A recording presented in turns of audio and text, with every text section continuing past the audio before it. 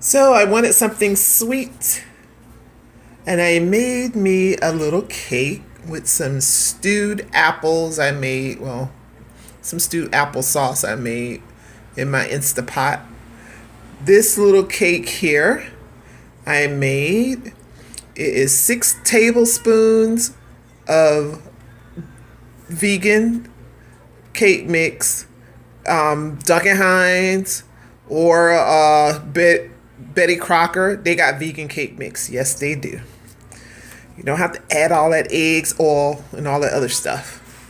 So this was 6 tablespoons of the cake mix, 3 tablespoons of water, and that's it. Put it in the microwave for 3 minutes, and let's turn it over and get it out of the container. Let me see, can I do this one-handed?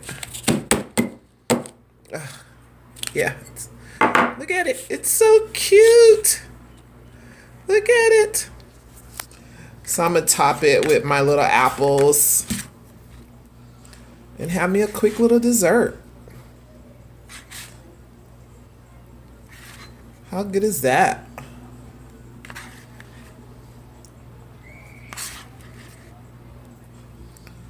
How good is that?